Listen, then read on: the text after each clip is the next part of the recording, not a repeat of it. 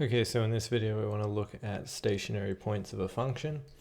If we look at a function whose graph looks like this, then the stationary points occur here.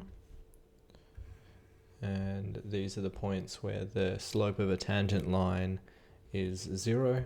So in other words, we are looking for the points at which f prime of x is equal to 0.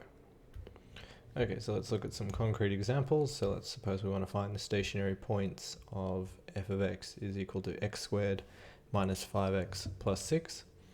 So here we just compute the derivative in the usual way. We'll find that f prime of x is 2x minus 5.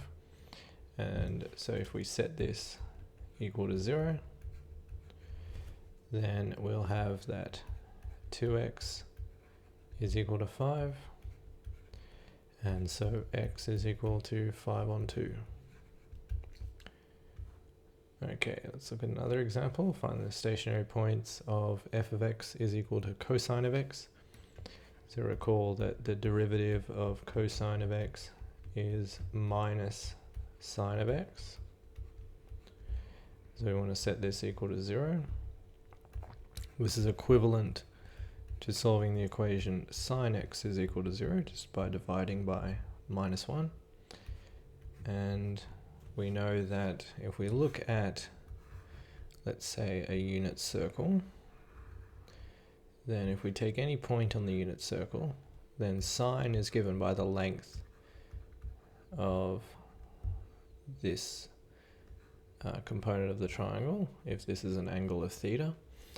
So we see that sine equals 0 at this point and this point. This length will be 0 here and here, and these correspond to 0, pi, 2 pi, 3 pi, and so on.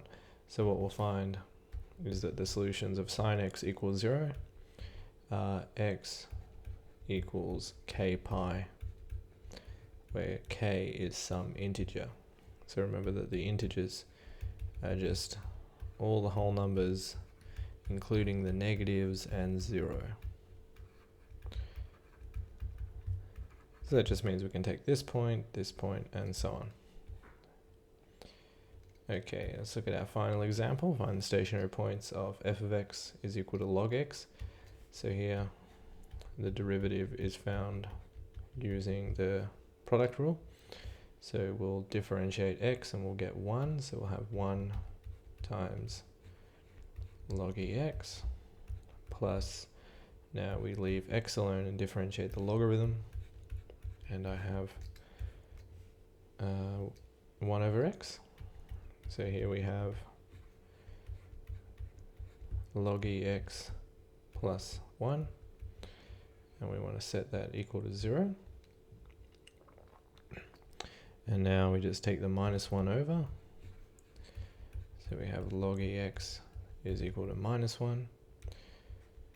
Then base to the answer equals the middle. I'll have e to the minus 1 is equal to x. And that's it for this video. If you like the video, please hit the like button. And if you're new here, please consider subscribing. If you have any questions, feel free to leave them down in the comment section below. There'll be notes to accompany this tutorial together with some practice problems in the video description.